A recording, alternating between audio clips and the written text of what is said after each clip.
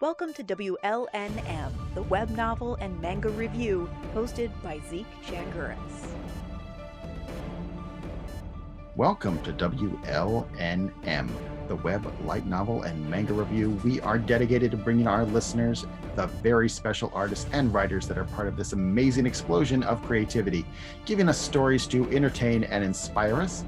We'd like to welcome Lily, aka Elsie Starr, aka Basic Baka, or as Asuka might say, Baka, the author of original English light novels, A Religious Witch. How incredible. Why can't I pick up girls? But I love her, and many others. Welcome to the show, Lily. Hi, it's nice to be here. All right. Hey, I also noticed that you're not just a writer. You seem to do a little tarot, and you're an artist on the side as well. Well, I'm not necessarily a drawer per se, just doing tarot, and I also stream on the side as well. Just little fun things I like to do on the side other than writing. I'm not just a writer, I'm a content creator. That's what I like to say. That's a great way of putting it. My wife is a content creator at heart because that's what she does. She's been doing the social media game since Twitter was an egg. So yeah, okay. she does that, and she does it very well. So got a lot of respect for anybody who likes to get their creative juices flowing. And one of my biggest questions though is, were you always creative? Were you always a writer? Was it's something that you started as a kid, or did you fall into it later in life? Oh no, I've been pretty much born writing. I've started writing the moment I can write, literally handwrite. I was actually I like to say I was born Spanish. English is not my first language. But my mom, in order to better assimilate with the community at the time, she pretty much grinded grammar, English, and learning how to speak it at a very young age. You're not going to fit in with most, Anglos if you know proper grammar. I'm going to tell you there. I mean, trust me, as a teacher, I've got seniors in my classes that couldn't put a sentence together. So you're ahead of the game there. Yeah, I've realized that over the years, but English has always been my strong suit, because of the fact that she did all this for me as a kid. But I started writing fanfic, as most young girls do, young cis girls do, and I think it was 12. I played a little bit of Final Fantasy VIII, and I was like, you know what? What if I just created my own Final Fantasy game and just made up a story, and the rest is pretty much history. I just always wrote. I never stopped. I mean, fan fiction is fan fiction, but hey, no, we don't denigrate fan fiction on this podcast, because I will tell you, when you were in school, did you ever have to write from a prompt? Yes. My teachers actually, my English teacher, or at least, my English, one teacher in particular, when I was in 6th grade, she actually adored me just because I guess she liked my stories, but she always encouraged me to write more and more and more. So because of her, I was, I guess at the time I never really thought about it too much. I just oh, I like to write. I'm going to write more. Yay, more writing. I like doing it. Well, and that, to me, that's what fan fiction is. Yeah. Fan fiction is just simply you're writing from a prompt. Someone has given you a story, someone's given you characters, and you're seeing where that goes. Hell, you could even say the Aeneid by Virgil is fan fiction about the Odyssey.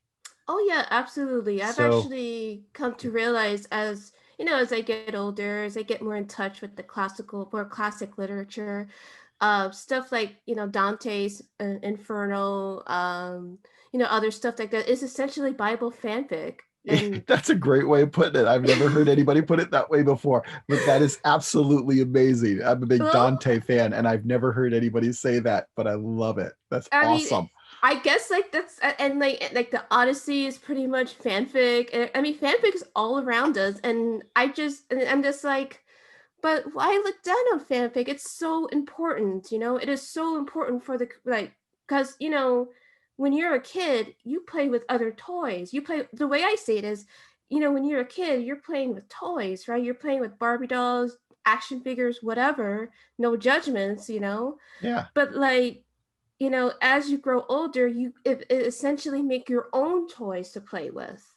Hey, trust me, um, even when you get older, like Hmm. I wrote, there are two of my stories, one very long, one Hmm. very short, on FIM fiction, which is Nice. Friendship is Magic. I wrote Oh, two My Little awesome. Pony fanfics. I wrote the Nice. first one for my sister when she was 20 something.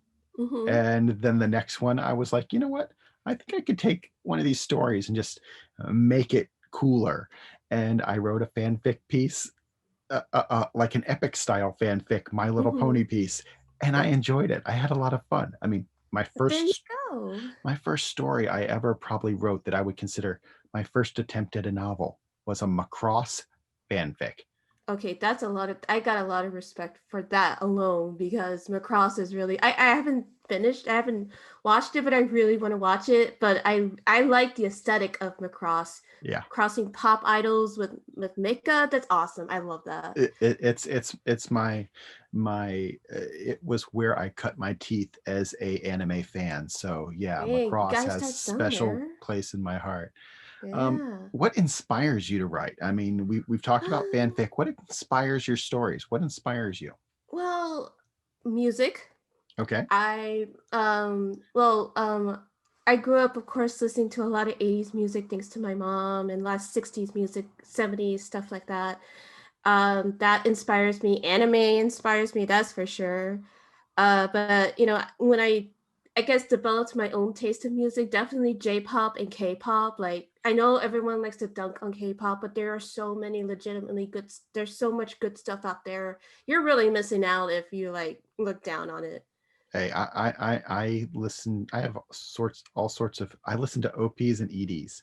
Right, same here. Like I actually found a lot of my favorite J-pop and K-pop singers through like the openings and the endings too. So like for me, music is so like important to me. Like it's just very, very like I keep it very close to me, and I like I said, and like I mentioned before, the Final Fantasy VIII, I get inspired by games, movies, stuff like that. I actually, but when I was a kid, I used to read a lot, but as an adult, I kind of stopped. Just I don't know, like at the time, nothing really appealed to me. But now I'm like reading a lot more, and I'm like, oh my gosh, oh my god, well, how much have I been missing? Yeah, hey, I hear you there because I grew up with that 1960s, 70s, 80s music mix, and There you go. then Yeah. really, I mean, my wife is a little bit of a metalhead, so that kind of Okay. makes things different occasionally. But I Hey, mean, Oh, I I'm will, sorry. I will have like Macross Delta soundtrack from Walker, like blasting in my classroom or listening to Mayan. Nice. Yeah, so my kids Yeah. get a talk that yes, their teacher is a weeb, and That's funny. they're just gonna have to live with Have it. you had any memes posted on you about you yet? On not like not yet. no, Not not that yet. you know of. Not that I know of. Yeah, nothing that I've come across. So Oh no. I know if I were a teacher, I would be doing the same thing. I would put like the classical music from like Trigun or something like that yeah, and just go with that. Like I like to I guess it's easy for me to say I like a little bit of everything. Like to me, if it sounds good, then it's definitely like I guess for me too, I also feel the passion of the musicians and the singers yeah, in the songs that I'm just like I just can't help but get carried away, and especially with like thanks to the 80s music, I really like the synth. So yeah. that takes me away a lot more. That's usually when I get my best ideas for my stories. Cool. Very cool.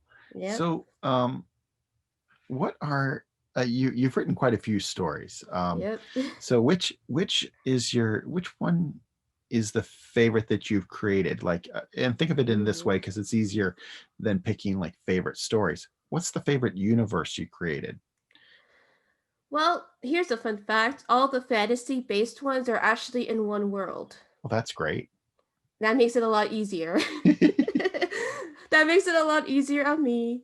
But as far as my favorite story, I would definitely say the Why Can't I Pick Up Girls one. And I say that because it kind of takes a different perspective from because the Incredible Witch kind of kind of it's kind of limited in the sense that it's only in one like really in one person's perspective in the main character's perspective. But the Why Can't I Pick Up Girls is basically going to be, you know how like in at least like a lot of fantasy and isekais, they travel around and they meet like the different characters and stuff. Yes, yes. That's when I was hoping, or I'm hoping to kind of like meet different creatures, different species of people or humanoids and witches and such and all this and that. And especially since this particular main character is a troll, that's also kind of unique in itself, Yes, I thought. yes. Yeah. Kind of makes So, him, makes him an outsider in any situation oh generally. yeah. And I've always kind of been an outsider anyway, as I sort of alluded to earlier, not just like in communities, but like even in my own family. So I'm just like, I know what that feeling is like, and I really hope that I'm translating it well in that story. But at the same time, also kind of having fun with the world building too, because yeah, I love world building. Uh, yeah, that to me, that's one of my stronger suits. I can build a world like, and you can see it function, hmm, but sometimes I forget the plot. yeah. And you get caught up in that, and that's one thing like I try to do, like I have to remain focused, like okay, this chapter he's going to meet this person or he's going to meet this character, this is their plot, don't go into too deep. And for me, I overthink a lot of things, so I had to put that story on pause just because I'm just like, all right, I gotta relax. Do you tend to plan things out or do you let them evolve? I tend to like for bigger stuff when it comes to species or humanoids, I tend to kind of have like I already would have it noted out before I'd start writing, just so I can have a base. Okay.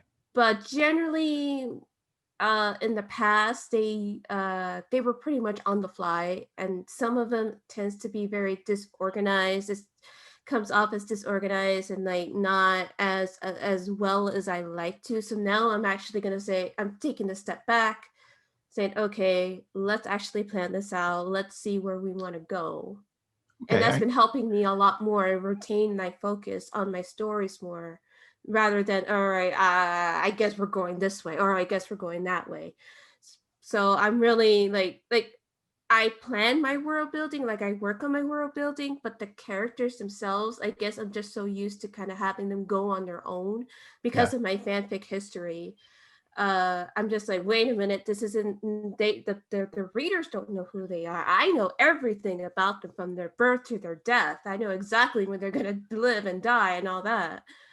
But like the readers don't know that, and so I need to really work and strengthen those characters out as much as I can. So now, like I said, I'm taking a step back. I'm really like trying to focus on what this character is at their core versus just like using an anime trope. Yeah. I mean, good character development. You hear time and time again from people who are Hmm. reading that one of the key things that they enjoy, whether it's watching an anime or whether it's reading, uh, they want to see their characters evolve over time, and I think Hmm. that's a really important attribute to focus on. Right. And that's another thing too. Like I do tell people, and I know for a fact that I am really, really good at character creation. I'm good at strengthening a character, but it can always be better.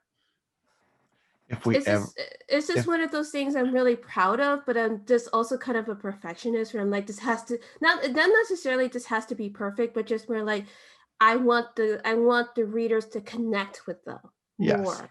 Though at As some point it's as good as it's gonna get. yeah, that's true. That is true. It's gonna have to be, you'll be like, yeah, this, I could write this again Right. and again. You could be like, what is it, Anno and the Hmm. Evangelion series. Let's just redo the whole thing like Yeah. 3 different ways because I'm not happy with the way it turned out. So, Yeah. Yeah. So you I know, totally relate to him on that method.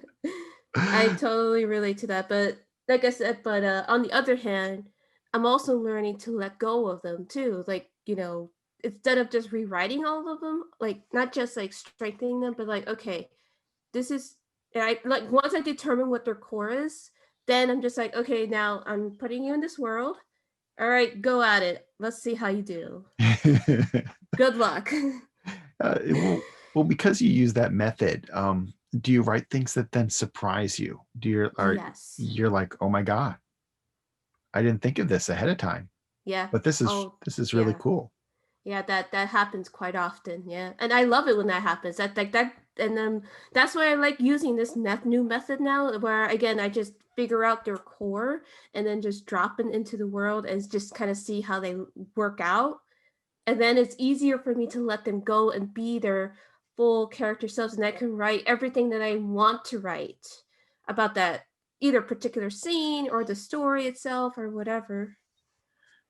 That's, I mean, that's a great way of doing it. It's kind of like you're the omniscient God who, Yeah. drops the character down in the middle of the, the Hmm. desert, and you want to see what happens next.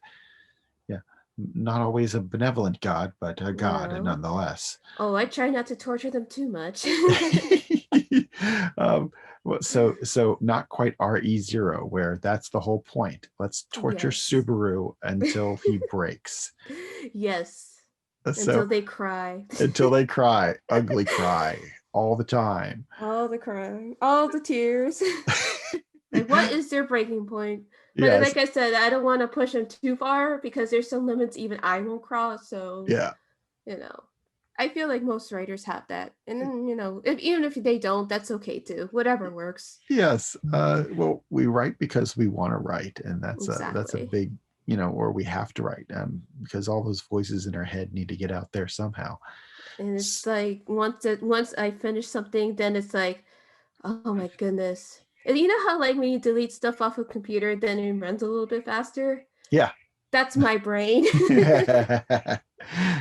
so so what do you think your favorite type of scene is, the Ooh. type, your favorite type to write, because everyone has their, what they think is their best. A lot of people like dialogue, some write amazingly, amazing action scenes. What do you think your favorite type of scene is?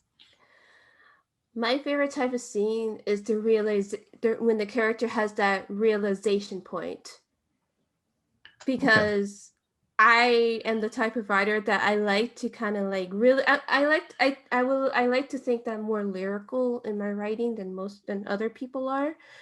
But because my inner because I tend to do third person omniscient. Um where where it's still third person, but it's still very much focused on that one character.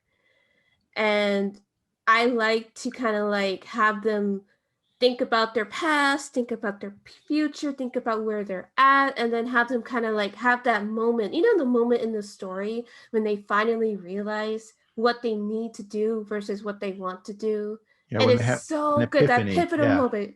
Yes, I love writing those. Like, it's just like, yes, all this turmoil he's been through has not been pointless, man. I'm not a mean god, I tell you. Yeah. So all right, so let's see. Is there an author that you try and emulate at all, or are you just, because some of us, we're like, okay, when we write, we hear a certain kind of cadence or a certain style in our head, or are Yeah. you just, free versing it out there? Oh, I'm free versing that out. I mean, don't get me wrong. Like, I do. My favorite authors does include like Emily Dickinson, Edgar Allan Poe, of course. Talking about free verse, yes. Yeah. The So like Poe had rhyme. Poe had yeah, rhyme. they did. but like I think I definitely admire that versus more like using a certain cadence, unless that's the point I'm trying to go for. Like if the story, if I guess what I'm trying to say is if the story itself is set out to have a certain cadence, then yeah, I'll write with that in mind, but not with any particular author or trying to any emulation Okay. with that in mind. But I do. I mean, like I said, now that I'm starting to read more, like different, not just like different genre, like not, I guess not necessarily different genres, but definitely different authors. I'm definitely picking up some cues and some like kind of like unintentional tips that they leave in their stories on what I could do to elevate my own stuff. Oh, that's an interesting way of putting it. Um, Yeah. so, uh, is there a, favorite book series or anime that you're into right now, or that you know something Um, that you go back to? Sailor Moon, straight Sailor up. Moon. All Straight right. up. That is as far as like stuff like that, Sailor Moon will always be my starting point for that just because, Magical Girl, it's classic, Yes. something I grew up with. And again, hold very dear to my heart, but at the same time I guess I always want to write something that can reach little girls, or yeah, little girls like me out there who feel alone and lost. And that is something I always try to aim in my stories, is to reach someone, to connect with someone. Well, another series that I really admire or I really look to is Umaneko When They Cry. Okay. It's massive. It's a long read, but it's definitely worth it. It's so there's a lot of layers. I also like to try to include a lot of layers and subtle things in my writing as well. And I feel like Umaneko really masters that. That's cool. I mean, that's you know, there are so one of the biggest complaints that some people have Mm-hmm. about light novels is that they don't really layer things up the way you know and I'll put it in Right. quote real novels do. But Yeah. yeah, I'm. It's not going to keep me from not reading. It's not going to keep me No. from reading No. a light novel because I need that fluff in my life. Because if I didn't, I'd lose my mind. Oh yeah, no, absolutely. It's a comfort, and I think a lot of people don't appreciate that. Like, here's the thing. Here's something I'm learning about American novels, or yeah, at least American published novels versus the original light novels. American, I mean, I'm actually trying to get a book published right now, in the process of that. So I'm just speaking as like a new writer coming in. Yeah. It is extremely hard to find diverse voices in this genre. Yes, it is. It is extremely difficult because I right now I'm trying to read more Latinx and Hispanic authors who are in English. And fortunately, I can't read Spanish anymore, so I have to read things in English. And it's just really difficult to find diverse authors because as a minority in the United States, it is very difficult to even get your voice out there in the first place, much less in a massive gated community like published works. But damn it, I'm gonna try. Hey, I say go for it. I mean, You know? it's a product of passion. It's something that you go out Mhm. there and do. I mean, I I'm definitely not coming from where you're coming from, but I have found Mhm. the more I talk to OELN guys, and yes, it is mainly guys, Yeah, no, but I know. they generally have been very accepting, and they're big fans of stories. They're big Yeah. fans of writers, and yeah, they seem to be willing to give out their advice on things. And Oh yeah. I'd love to see. It'd be nice if there were more diversity in the genre, but And but I'm thinking sorry to of where interrupt. the inspiration's coming from is a rather homogeneous society where Yeah. the The original. the irony of it all, really. Yeah, exactly. I mean, and that's the interesting thing to me too, is that OELN has one of the most diverse group of people I have ever had the fortune to be with, and to call myself as part of the community. And I think that again, a lot of anime, like I think that a lot of anime fans are, you know, in a way, are kind of subscribing to that homogeneous society's beliefs if you think about it. Yeah, Just because there's always that controversy. Oh, is Sailor Moon white? First of all, no, she isn't. she's Japanese. She's Japanese, but that's just how they see themselves as, and that's valid. You can draw whatever you want. No one can say whatever. Well, it's not that no one can say whatever. It's just more of that's just how they see themselves. They never expected to be as popular in the West as they are. But because of that inspiration, it inspired a whole group of people, me, you, everybody in the light novel community, really like come together. And because of that, it's a lot more diverse. And there's a lot more. I think maybe it's just for the sake of for the fact that self-publishers and indie authors anyway are just as diverse, but I feel like I think it's a little more tight-knit community with us just because we also like anime as well, Right. and Oh yeah. Japanese media really. Yes, yes, I would agree, and I'll tell you my big Sailor Moon story on the other side of this. Ooh, okay. Uh, but we can definitely find your work on. Let's see, you've got it up on Honeyfeed. You have tarot readings on Discord. You've got Twitch. You and you have a Patreon page, Yep. and people can follow you at Basic Baka on Twitter. And I know you're just as excited as I am in the fact that the barriers to entry into the publication market have been lowered, so it's no longer a ivory tower that we need to climb or conquer. That we can get our stories out there. Hmm. And like I said, I love talking with authors. I love talking with people like you. Uh, I hope that everybody who is listening enjoys that as well. And that they'll take time to go ahead and give us a subscribe to WLNM. And we hope you can, and we hope to continue to highlight the best that independent creators have to offer. And until next time, keep reading.